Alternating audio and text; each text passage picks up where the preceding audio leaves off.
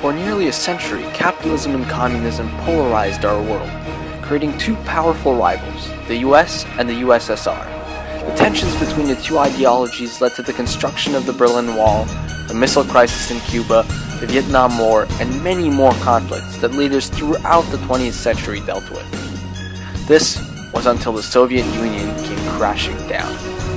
So, in this epic battle between ideologies, why did communism fail and capitalism prevail?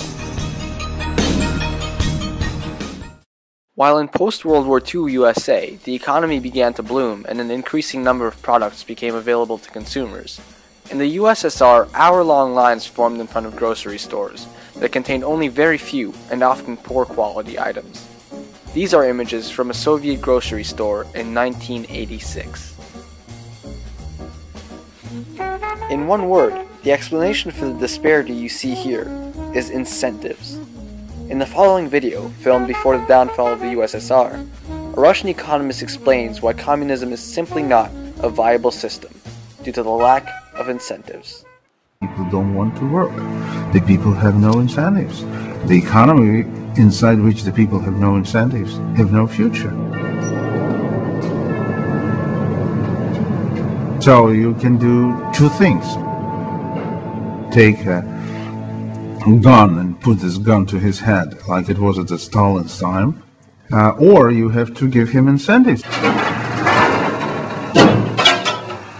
because he wants to improve the life of his family, and he can't. In sum, workers see no real reason to work. We still see evidence of this essential communist failure, because the GDP per capita in Eastern European countries is still trailing that of Western countries.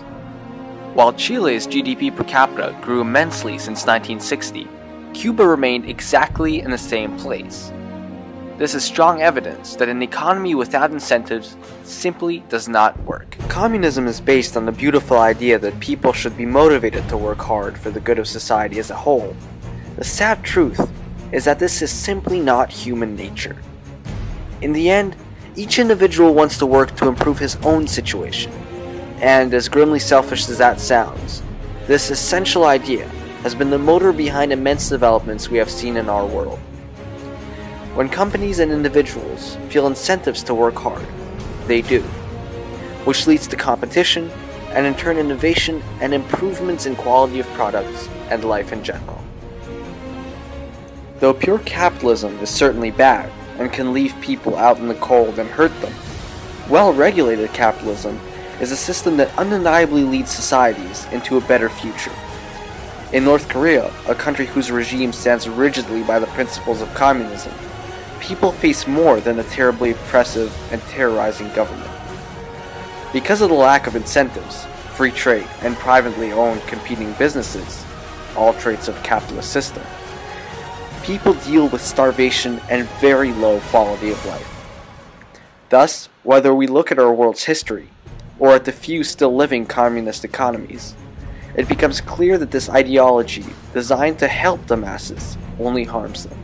Capitalism, then, is the way to go.